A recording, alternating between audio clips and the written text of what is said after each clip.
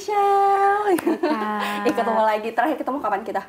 Terakhir ketemu itu waktu launching poster. Itu teaser poster ya? Teaser poster belum official poster loh. Sibuk banget loh. Gimana syutingnya kemarin? Bagaimana Mi ini? Lumayan, alhamdulillah seru banget. Kakak juga hari ini dari Malang. Kemarin sih, aku kemarin langsung. Malang. Kak, aku mau nanya deh. Gimana? Ini agak intimate ya pertanyaannya. Aku pengen tahu banget, kakak harus reveal gimana kakak bisa dapetin ceritanya dari DM Instagram. Cerita si Ipar Adalah Maut ini. Oh itu, jadi sebelumnya kan sebelum Ipar Adalah Maut emang aku tuh suka ngangkat cerita-cerita kisah nyata. Kebetulan yang viral banget dan emang menurut aku ya ini emang bener-bener yang ceritanya wah gitu ya, itu ya Ipar Adalah Maut. Jadi dulu tuh aku sering kayak orang-orang kayak curhat gitu via DM, Kak, karena aku sering bikin video-video kayak gitu ya, ini dong aku mau dong dibikinin video kayak kisahku kayak gitu, karena aku ingin dapat apa ya, semangat dari followers. Kalau enggak biasanya mereka butuh ini saran. Jadi kayak gimana sih aku lagi bingung butuh saran bikin kadang kan kita tuh ya zaman sekarang kita nggak tahu mau cerita sama siapa, justru malah kadang lebih nyaman kalau kita cerita sama orang lain dibandingkan orang-orang terdekat. Terus syaratnya mereka biasanya itu identitasnya minta ditutup, jadi mereka aman kan. Jadi aku bisa curhat tapi orang tuh nggak tahu nih kalau itu tuh curhatan aku, dan aku bisa ngebaca solusi-solusi dari komen-komen dari para viewers gitu. Itu sih.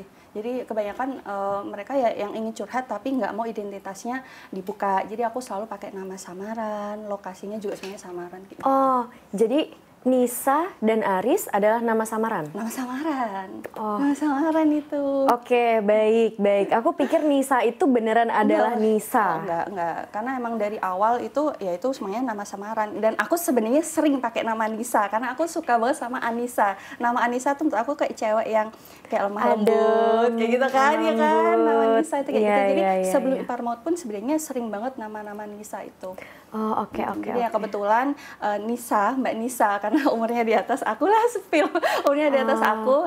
Jadi Mbak Nisa ini sama curhatnya lewat DM. Curhat lewat DM. Oke. Terus ya udah, akhirnya udah ini kayaknya menarik banget nih. Terus Kak Riza kan pas udah dibikin nih ceritanya part sekian banyak dan terus viral banget di TikTok, even lewat di FYP ku. Iya kan. Terus aku aja sampai kayak lagi mau lagi. Ini next partnya. Itu apa yang kakak rasain? Kayak nyangka nggak sih? Enggak sih, asli nggak nyangka, kayak kaget banget. Jadi pertama part 1 itu kayaknya udah berapa juta gitu. Nah, yang part 2-nya itu hampir 10 juta atau 9 juta, tuh kaget banget. Ternyata serame ini. Terus apa ya, kok bisa serame ini? Nah ternyata padahal baru part 1 dan part 2. Dan itu durasinya nggak sepanjang sekarang, itu kayaknya durasinya masih 1 menit. Bayangin ya, 1 menit itu kan 60 detik, hanya berapa scene itu kan. Itu tuh udah apa ya, bikin orang penasaran banget sih. Jadi pengen tahu ceritanya ya. Euforianya itu serame itu dulu itu. Terus Kak, aku tuh sempat baca ya, dan bahkan aku merasakan sendiri karena aku syuting ya. Ada yang bilang Ipar Adalah Maut adalah pengkhianatan terbesar sepanjang masa. Iya, bener. Setuju banget. Karena apa? Ya, jadi pengkhianatan terbesar sepanjang masa. Itu karena yang mengkhianatin itu kan orang terdekat ya, orang yang nggak kita sangka-sangka, orang yang benar-benar kita percaya. Nggak ada, mungkin Mbak Nisa mikir 1% pun tuh nggak ada gitu saat itu gitu. Jadi menurut aku ya pengkhianatan terbesar adalah pengkhianatan yang nggak ada tanda-tandanya. Ngerti ya sih? Iya, dari orang terdekat kita tuh nggak lihat ya, nggak nyangka banget sih, orang yang bener-bener nggak nyangka lah. Aku bayangin sendiri aja kayak adik sendiri, iya kan? Dan iya. Enggak, aku tuh inget pas aku syuting, aku nggak suka rasanya, ngerti nggak sih Kak? Kayak aku nggak suka rasanya, itu kayak sesak nafas gitu loh, karena kayak kita bisa apa, itu kan adik kita gitu adik kita, jadi mau marah juga itu adik gitu kan. Terus kayak nggak nyangka gitu suami kita gila sih, nggak cuma ngehancurin aku aja gitu, dari sekian banyak perempuan, kenapa sih adik kandungku dari yang berjuta-juta perempuan, kenapa sih harus adik kandung sendiri? Nah itu makanya tuh aku bilang sih pengkhianatan terbesar kayak gitu sih. Dan efeknya itu kan nggak cuma ngehancurin rumah tangga aja kan, jadi ngehancurin bener-bener keluarga. Satu keluarga terbesar sepanjang masa. Ya, setuju sih Kak, karena udah nggak ada jalan pulang, nggak mungkin ada kata maaf. mau dimaafin gimana Jadi gitu. kita andaikan mau ngebenci seumur hidup kan biasanya kalau kita dihianatin orang kan udah nggak mau ketemu ya. Nah itu kan nggak bisa. Adik sendiri kan, adik kandung. Kan hubungannya itu seumur hidup kan. Sementara mau terima dan mau memaafkan itu susah. berat banget berat kan banget. pasti. Di satu sisi gimana pun namanya sedarah kan ya kan, Iya, hubungannya nggak tuh mungkin seumur putus hidup, sih, nggak mungkin memang putus. bener. Jadi, Aduh berat banget. saat itu tuh yang dirasain Mbak Nisa itu wah, Kak, suffocated Kak, kayak sesak nafas, sesak aja. Pas kayak pas tahu tuh, apalagi pas tahu itu kan. pas tahu tuh udah bukan yang lemes atau apa, udah yang kayak lupa nafas, kayak nelen ludah tuh susah kayak gimana kayak gitu loh. Kayak bener-bener nggak nyangka, bener-bener kayak kepikiran aja nggak pernah gitu ya kan. Pasti mikirnya orang lain, biasanya kan gitu kan. Oh Michelle, aku denger nih ya, kamu pas syuting itu sampai nggak mau ngelihat Deva ya, saking mungkin kebawa emosinya atau gimana sih? Aku penasaran banget tuh kenapa sampai nggak mau lihat Deva. Ini sebenarnya hal biasa sih Kak, yang terjadi kalau kita udah on set atau emang udah hari itu seharian itu kita udah persiapin dari awal emosinya. Jujur muak banget, seenak itu. Mas Anung tuh bilang awalnya, kamu kan belum pernah nikah, kamu nggak tahu rasanya kayak apa. Dia sempet bilang gitu ke aku. Aku pikir kayak, iya, aku belum pernah nikah. Sekarang kamu pacaran nggak? Nggak. Oh iya, aku mungkin kayak nggak tahu apa itu artinya komitmen besar. Aku belum tahu. Aku baru belajar di sini. Aku rasain, aku punya anak, aku punya rumah tangga yang aku rawat, aku ada di sini gitu. Terus laki-laki ini satu-satunya tiang dalam hidup aku setelah ibuku ya Kak, mengkhianati aku. Jadi sampai ke bawah setelah break syuting sampai ke bawah nggak mau lihat dia. Kak, aku tuh lempar mukanya pakai buku. Oh ya, Pas dia yang kayak cel gitu. Padahal udah selesai, udah. dia, terus aku langsung kayak, Kak, sorry langsung gitu. Sorry banget. Itu bener-bener yang kayak sambil ngeliat kayak, Kak sorry banget gitu. Nggak apa-apa, sakit. Dia bilang gitu. Aku nggak enak banget kayak, Kak maaf banget, aku sampai nangis. Kayak maaf banget, tapi I hate you, aku nggak suka keadaan ini, please jangan di sini sampai kayak gitu. Iya bener-bener apa ya, mungkin yang dirasain Mbak Nisa juga kayak gitu kan, jadi bener-bener Dan bukunya tuh yang buku keras gitu loh Kak. tebel. Iya. Sakit banget pasti itu. Maaf. Itu kena sininya. Iya asli itu sakit banget sih. Jadi Kak Deva laki banget ya, dia yang kayak it's okay Shell, it's okay, take your time. Udah dia jauh. Aku tuh udah yang kayak muak banget. Ngerti gak sih Kak? Kayak Iya. saking aku mojok sendirian, please tolong jangan ada, please diem gitu loh. Sebenci itu. Wah bisa kayak gitu ya bener-bener. Nggak tahu deh Kak. Nah, aku penasaran nih Michelle, selama kamu syuting nih, kan udah bener-bener yang wow, banyak banget ya kan. Apakah ini termasuk yang bikin kamu baper banget sampai, wah istilahnya kayak, wah ini baru kali ini nih aku syuting bener-bener yang kebawa banget sampai bapernya kayak gini? Kak, aku bahkan udah beda melihat sebuah hubungan tuh aku udah ngelihat dengan cara yang berbeda aja sih sekarang. Setelah syuting Ipar ini? Iya. Aku rasa dulu aku pikir rumah tangga, hubungan itu tuh bukan cinta ya. Karena cinta itu adalah kata kerja buatku. Jadi kalau kita nggak mengerjakan, kita nggak terus usahain, cintanya hilang pasti. Aku percaya banget sama itu. Dan ya udah yang tertinggal dari rumah tangga itu komitmen dan respect. Aku pikir itu cukup ya. Kayak selama aku selalu menghormati dan aku komit. Oke, kita bangun rumah tangga bareng-bareng. Tapi ternyata itu aja nggak cukup. Itu aja ternyata nggak cukup. Nggak cukup kalau cuma satu orang yang bekerja di situ. Harus kedua belah pihak benar-benar. Dan aku nggak tahu apa aku nanti akan seberuntung apa. Paham nggak sih Kak? Paham. Aku mungkin bisa dapetin apa yang aku mau, tapi apakah yang aku mau ke depannya tuh akan terus mau aku atau enggak? Kita nggak tahu kan. Jadi emang harus dari kedua belah pihak ya. Jadi Kedua kita belah sama pihak. aja udah maksimal, udah berkomitmen seperti ini, udah melakukannya terbaik kali. Tapi kalau partner kita nggak kayak gitu, ya jadi kayak Kak Nisa, Aris tuh get along banget, happy family banget, sampai tiba-tiba Rani tinggal di situ. no, ada keinginan lain gitu, ngerti nggak sih Kak? Mungkin aku bisa komit kayak enggak. Adapun yang lebih ganteng aku nggak peduli, adapun yang lebih baik aku nggak peduli. Aku selalu mensyukurin apa yang aku punya. Walaupun aku punya kecil ya, tapi kalau misalnya kita yang kayak ganteng sayang, jadinya tuh iya ya yang punya gue yang paling ganteng, yang punya gue yang paling baik gitu kan. Tapi aku nggak yakin mau sama suami aku nanti apakah dia bisa ngelakuin hal yang sama aku, ngerti? Yang kayak gitu, ngerti nggak sih Kak? Jadi aku ngelihat sebuah hubungan lebih yang kayak oke, apa kata Allah aja sih, aku nggak bisa paksain kayak aku mau nikah sekali seumur hidup, aku mau ini, nggak bisa ternyata. Aku cuma bisa lakuin maksimal yang aku bisa gitu, aku sayangin yang aku bisa, aku cintai yang aku bisa gitu, aku selebihnya tuh bener-bener yang kayak apa yang Allah bilang ya. kita sendiri di sini gitu, bener-bener yang kayak cuman Allah aja yang nggak akan pergi, yang nggak akan mengkhianati dan nggak akan ninggalin mau ada apapun ya kan. Bener-bener. Ya jadi sudut pandangnya mulai berubah. Jadi susah pacaran deh Kak. Semoga lah, pastilah semoga dapat yang terbaik sih. Kak, terus waktu pertama kali cerita kakak ini di approach sama tim MD untuk diangkat jadi sebuah mahakarya, itu gimana Kak ceritanya, boleh nggak di-share?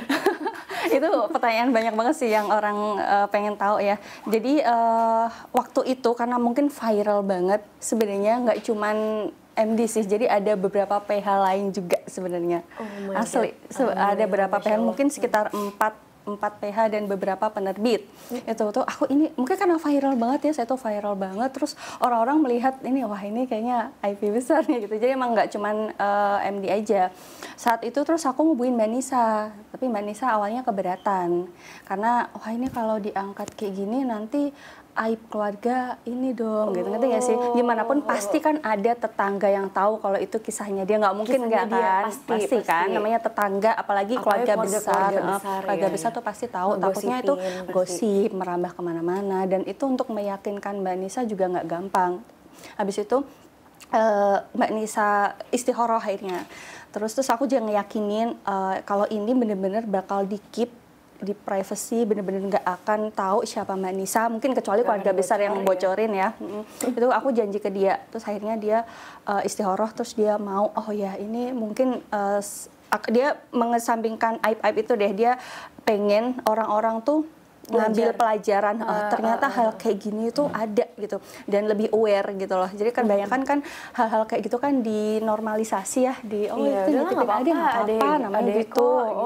Ya harusnya kan gitu, malah harusnya kan seperti itu kamu kayak gitu kan. Dia pengennya semua orang tuh lebih aware kayak gitu.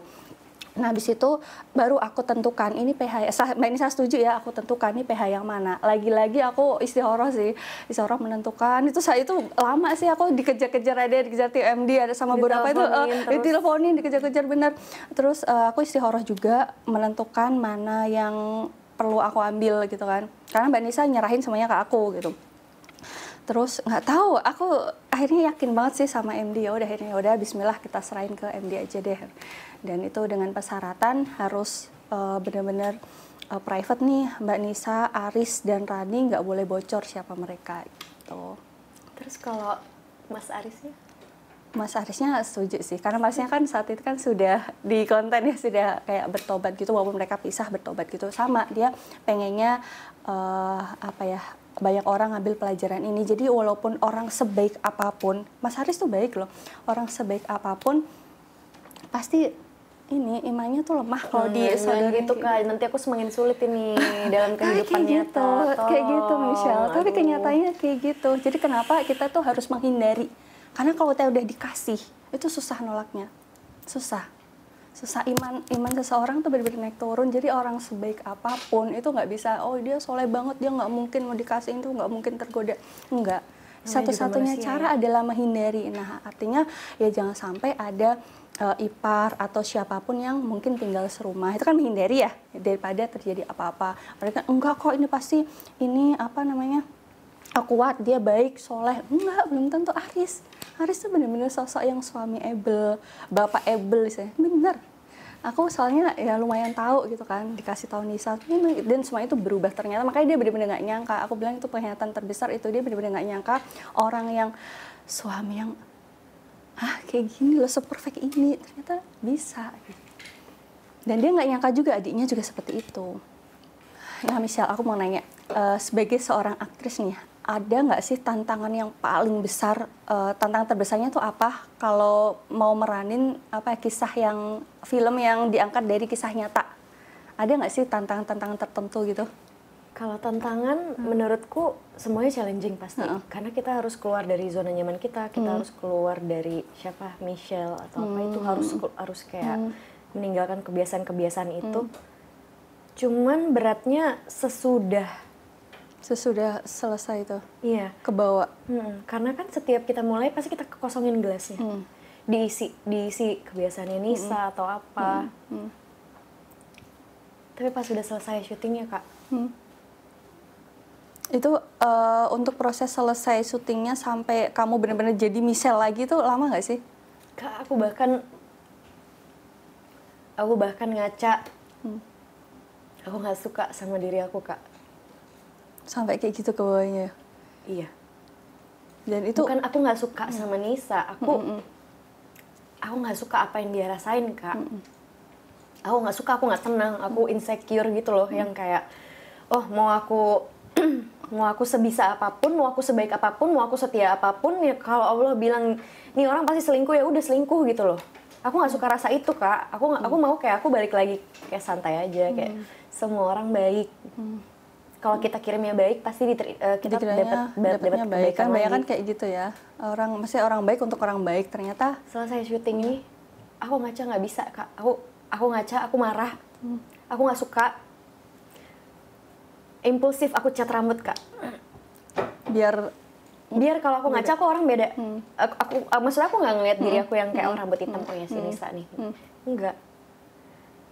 Aku cat Kak, cat yang kayak apa yang ada di rumah dan warnanya aneh banget, tapi aku nggak peduli, aku nggak suka yang banget. Yang penting sosok Nisa itu udah keluar dulu gitu. Iya, aku kalau sholat kan biasanya kita benerin ya, benerin kayak di pantulan kaca atau apa, benerin ada rambut keluar atau enggak. Keinget Nisa lagi. Nggak mau, aku sholat pakai aja. Nggak mau, aku nggak suka.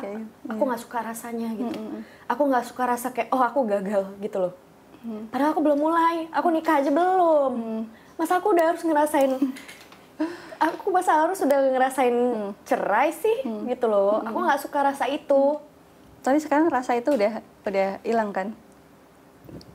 Atau masih kadang kayak ke bawah, masih trust issue kayak itu mungkin kalau ada. Pasti trust issue tuh malah semakin dalam ya, apalagi aku semakin di umurnya yang kayak aku sangat waspada, bahkan sama lingkungan, sama pertemanan aja udah sangat hati-hati banget, udah piki-piki banget Kak. Apalagi sama cowok.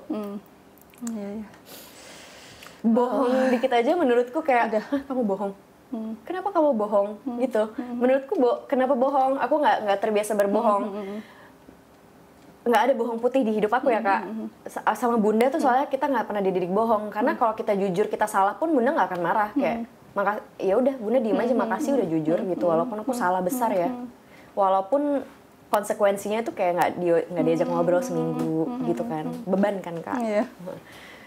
Iya sih. Tapi aku nggak pernah diajarin bohong, jadi kayak aku dibohongin, lately aku dibohongin, wah menurutku kayak telak nih, nggak bisa. Jadi nggak ada bohong putih ya, apapun alasannya. Buatku ya, buat Michelle ya, nggak apa-apa, karena aku tuh sangat menerima banget kalau masalah hidup, hilaf, salah atau apa, masih bisa diomongin, please omongin banget gitu, tolong omongin. Lebih baik jujur. Iya, bisa omongin. Didiskusikan lah ya. Iya, aku mau denger banget kok, aku mau komunikasi dengan baik daripada bohong.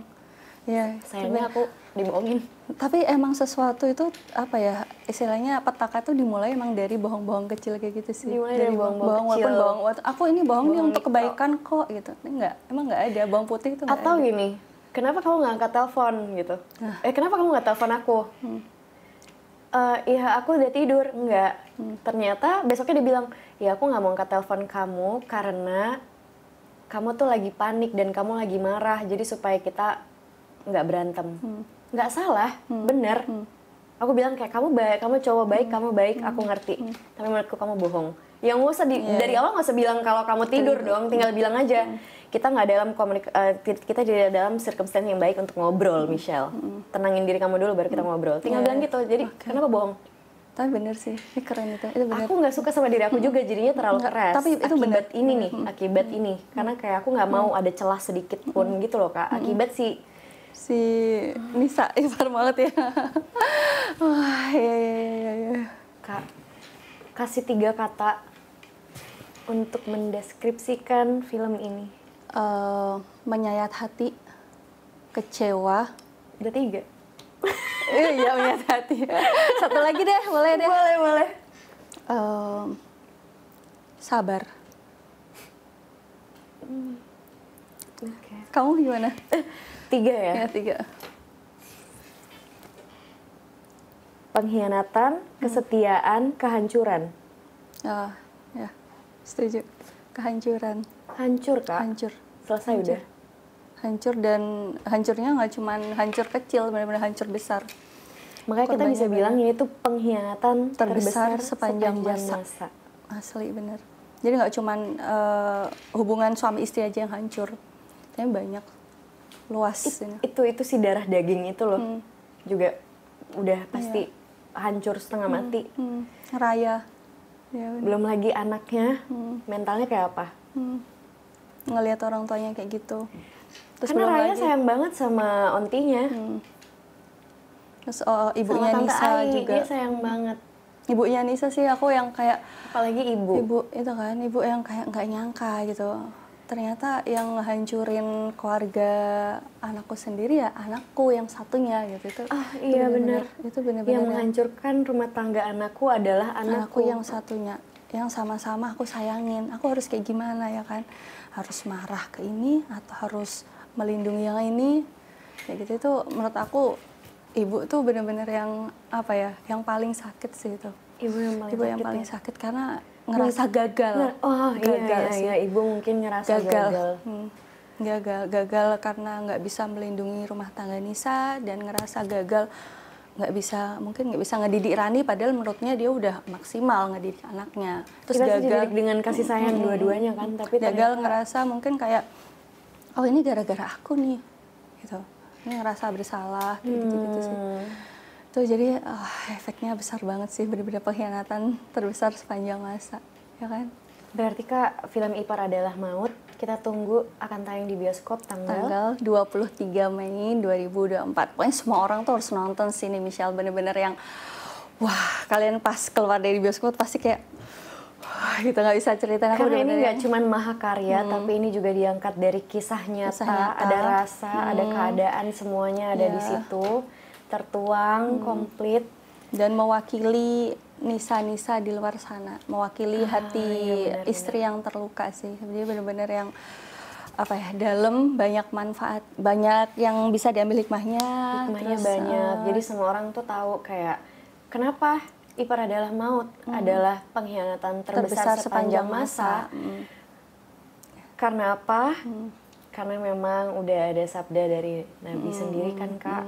Alhamu al-maut, jadi ipar adalah maut. Makanya judulnya Ipar adalah maut. Itu aku ambil dari hadis ya. Alhamu al-maut, jadi emang Rasulullah aja udah bilang kayak gitu. Harus kan? berhati-hati dengan iparmu, benar-benar.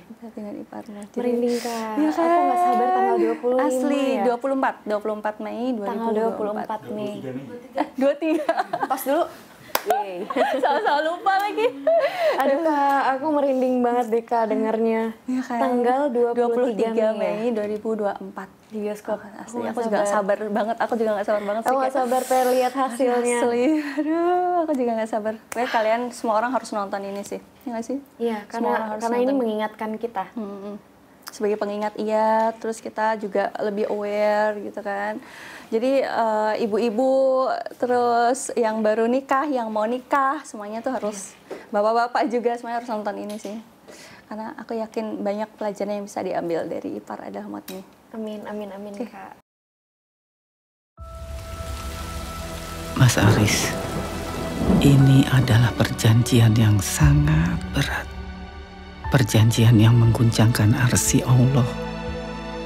Jangan sekali-kali kamu langgar perjanjian ini ya Mas Aris. Assalamualaikum, Bu. Waalaikumsalam. Iya, Ibu tuh kurang srek kalau adikmu ngekos. Ya wes, kita jagain sama-sama ya. Kita tuh nggak boleh senang dulu. Kita nggak pernah loh jagain anak gadis. Mas, sorry.